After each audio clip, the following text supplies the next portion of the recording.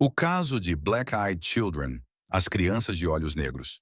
Esse relato, que mistura terror e mistério, é amplamente compartilhado em fóruns de histórias reais sobre o sobrenatural. Embora tenha ganhado destaque na década de 1990, há registros mais antigos de encontros com as enigmáticas crianças de olhos negros. O caso mais famoso ocorreu em 1996, quando o jornalista americano Brian Battle teve um encontro assustador. Ele estava em seu carro à noite, em um estacionamento mal iluminado, em Abilene, Texas. Enquanto escrevia um cheque, ouviu uma batida na janela do carro. Quando olhou, viu dois meninos, aparentemente entre 9 e 12 anos, parados do lado de fora. Os meninos estavam vestidos de forma simples, com roupas um pouco antiquadas. O mais velho pediu que Brian os deixasse entrar no carro, alegando que precisavam de uma carona para casa, porque tinham esquecido o dinheiro do cinema. Brian sentiu um desconforto imediato. Havia algo de errado com os meninos, embora ele não conseguisse entender o que era no início. A voz do garoto parecia muito calma, quase hipnotizante, mas ao mesmo tempo provocava um arrepio na espinha. Quando finalmente olhou diretamente para os rostos dos meninos, percebeu o que estava errado. Seus olhos eram completamente negros, sem pupilas ou íris. Apenas um vazio escuro e profundo. Brian foi tomado por uma sensação de pânico. Tentou dar uma desculpa e fechou a janela. Mas o garoto mais velho insistiu, dizendo: "Não podemos entrar sem sua permissão. Por favor, nos deixe entrar." O medo de Brian ficou insuportável e ele arrancou o carro, saindo rapidamente do local. Quando olhou pelo retrovisor, os meninos haviam desaparecido. Relatos semelhantes ao redor do mundo. Desde o caso de Brian Battle, inúmeras pessoas em diferentes partes do mundo relataram encontros com essas crianças de olhos negros. Elas costumam aparecer em grupos de 2 ou 3, pedindo ajuda, como carona, entrada em casa ou uso de um telefone. Todas compartilham características similares: olhos completamente negros, roupas simples e uma aura de desconforto e medo inexplicável. Os relatos nunca envolvem o que acontece caso alguém permita que entrem. Talvez porque quem o faz nunca mais volta para contar. Esses encontros continuam até hoje, e ninguém sabe quem ou o que são essas crianças. Você abriria a porta para elas? A Casa da Colina Silenciosa. Em uma cidadezinha isolada, havia uma colina onde todos evitavam subir.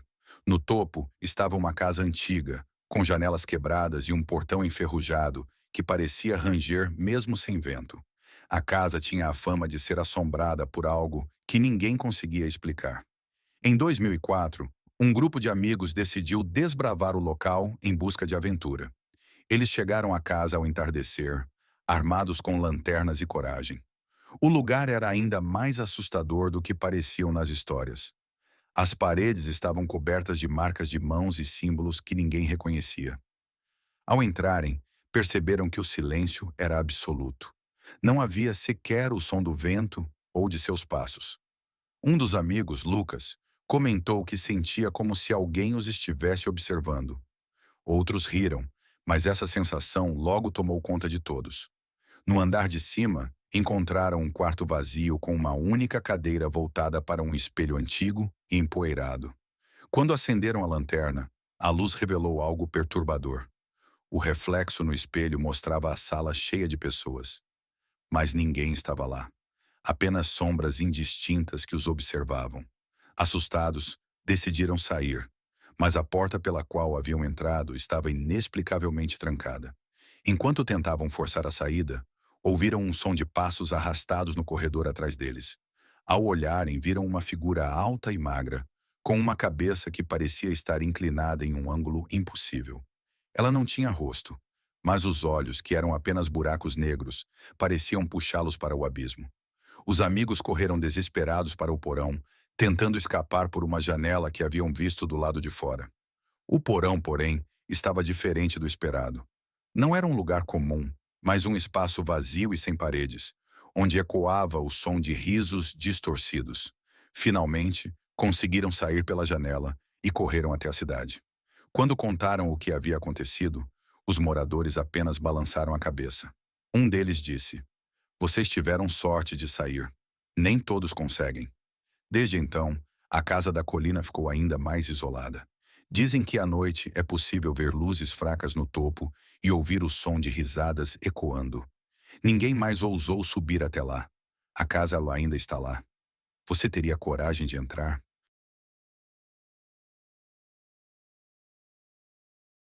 O assassino do Hotel da Estrada. Em 1997, um jovem chamado Gabriel estava viajando sozinho para um evento de trabalho. Ele dirigia por uma estrada deserta no interior, quando percebeu que o dia estava chegando ao fim e não havia mais muitas opções de hospedagem. Finalmente encontrou um pequeno hotel à beira da estrada. O lugar parecia antigo e um pouco decadente, mas ele estava cansado e decidiu que seria ali que passaria a noite.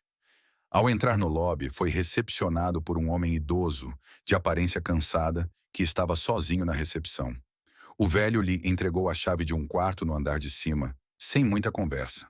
Gabriel, um pouco desconfortável, seguiu até o quarto, onde logo se instalou.